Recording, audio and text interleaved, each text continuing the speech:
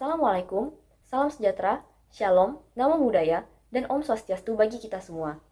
Untuk dosen pembimbing Bapak Yuswadi SMM yang saya hormati, juga teman-teman, para pendengar dan penonton yang saya sayangi. Perkenalkan, nama saya Alisa Theo dari kelas 1 MNMA dengan NPM 2241048. Pada kesempatan kali ini, saya ingin membawa mengenai bahaya narkoba bagi remaja dan masa depan.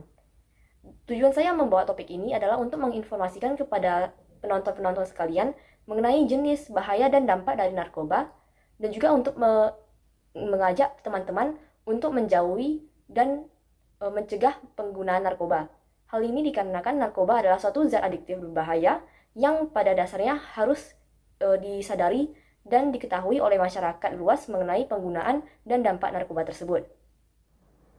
Kita semua di sini pasti pernah mendengar mengenai kasus-kasus artis terkenal yang terjerumus ke dalam narkoba. Seperti yang baru-baru ini terjadi, yaitu Gary Iskak, Naufal, dan Robby Satria. Ada juga kasus narkoba pada masa sekarang sudah sangat sering terjadi. Dibanding dengan 10 tahun yang lalu, di mana narkoba adalah sesuatu hal yang sangat panas dan besar di masyarakat. Sekarang narkoba adalah sesuatu hal yang dianggap wajar terjadi. Ketika kita mendengarnya, kita hanya akan merasa, biasa saja. Mungkin beberapa dari kita mengenal seseorang atau mengetahui seseorang yang pernah mencoba ataupun memakai narkoba. Tetapi saya pribadi tidak pernah mencoba ataupun memakainya. Dan dalam pidato kali ini, memakai hasil penelitian atau pencarian sendiri dari sumber-sumber luar seperti jurnal-jurnal penelitian dan juga buku-buku. Dan pada pidato kali ini, saya ingin berbicara mengenai pengertian, tipe, dampak, dan pengaruh dari narkoba. Sekarang mari kita masuk ke dalam apa itu narkoba. Narkoba adalah suatu zat atau substansi berbahaya yang jika dimasukkan ke dalam tubuh, maka dapat mengakibatkan perubahan dalam pikiran, suasana hati, dan juga perilaku seseorang. Nah, menurut Undang-Undang Nomor 35 Tahun 2009 mengenai narkoba, narkotika dibagi menjadi 3 golongan, di mana narkotika pada golongan pertama hanya dapat digunakan untuk tujuan riset dan juga penelitian, karena memiliki kecenderungan ketergantungan yang sangat tinggi. Sedangkan pada golongan kedua, narkotika dapat digunakan sebagai pilihan terakhir untuk tujuan medis, karena juga mengakibatkan ketergantungan yang sangat tinggi. Ada pula pada golongan ketiga, narkotika dapat digunakan untuk tujuan medis ataupun penyembuhan, tetapi dengan petunjuk dari ahli ataupun dokter, karena dapat mengakibatkan ketergantungan walaupun dengan potensi yang ringan. Sekarang kita masuk ke dalam dampak dari penggunaan narkoba. Ada pula dikutip dari Nurfadila et al. Pada tahun 2021, dampak dari penggunaan narkoba yaitu halusinasi, kemudian adiksi, stimulan, dan depresan. Sedangkan dikutip dari Sinjar dan Sahuri pada tahun yang sama yaitu 2021, narkoba dapat mengakibatkan berbagai permasalahan fisik dan permasalahan kesehatan seperti dehidrasi, kerusakan saraf, dan juga gagal jantung ataupun kerusakan pada paru-paru dan sistem organ dalam tubuh, dan juga yang kedua yaitu gangguan pada kesehatan mental. Dengan berbagai kerugian dan juga dampak buruk dari penggunaan narkoba, mengapa banyak orang masih ingin memakai ataupun mencoba narkoba? Hal ini dikarenakan banyak dari target penyalahgunaan narkoba adalah remaja, di mana dikutip dari Siregar pada tahun 2019 mengenai data BNN pada tahun 2017 dan 2018, kebanyakan dari penyalahgunaan narkoba dilakukan oleh golongan pelajar maupun golongan milenial, di mana pada golongan pelajar sekitar 2,29 juta orang terjerumus ke dalam penyalahgunaan narkoba. Adapun penyalahgunaan narkoba oleh remaja dikarenakan oleh dua faktor. Faktor pertama yaitu faktor internal yang terjadi dalam remaja tersebut sendiri, yaitu rasa stres yang terlalu berat, hormon yang berubah-ubah, ataupun rasa ingin tahu yang tinggi.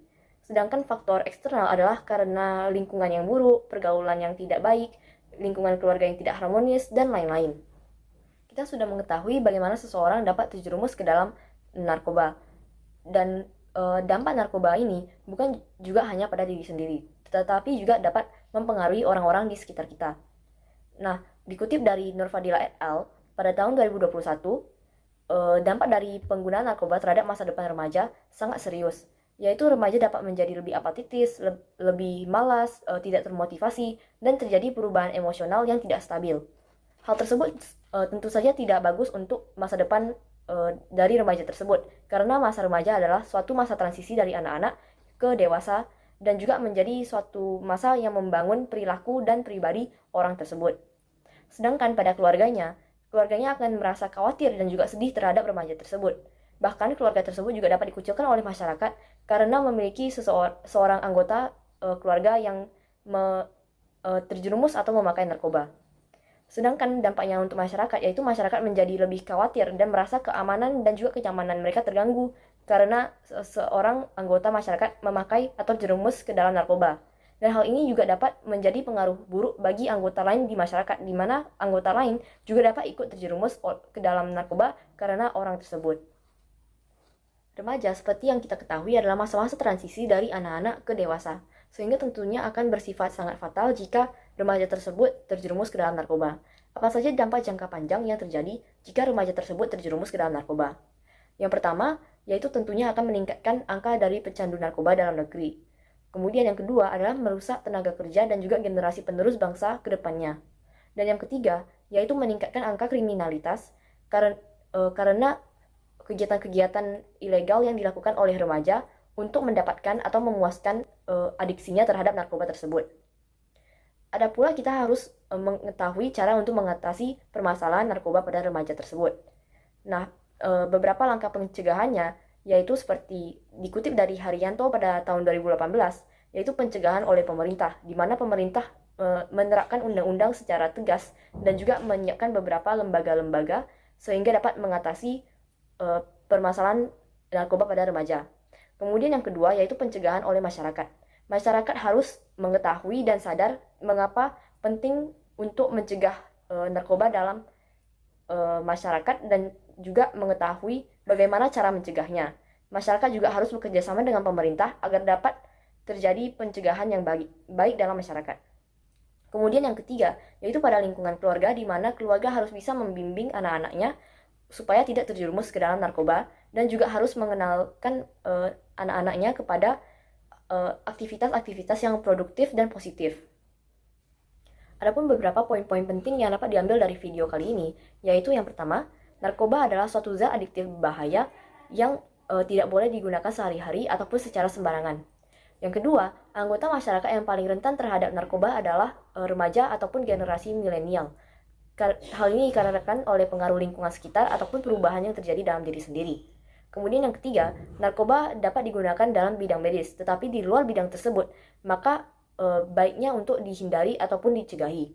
Kemudian yang keempat, yaitu pencegahan narkoba adalah upaya bersama dari pemerintah, masyarakat, dan juga anggota keluarga yang harus dapat bisa membimbing dan menuntun generasi muda agar tidak terjerumus ke dalam narkoba. Dan yang kelima, sebagai generasi muda, maka kita juga tidak boleh terjerumus ke dalam narkoba. Pesan yang ingin disampaikan yaitu untuk hentikan narkoba, berani bilang tidak, dan juga untuk jaga masa depan.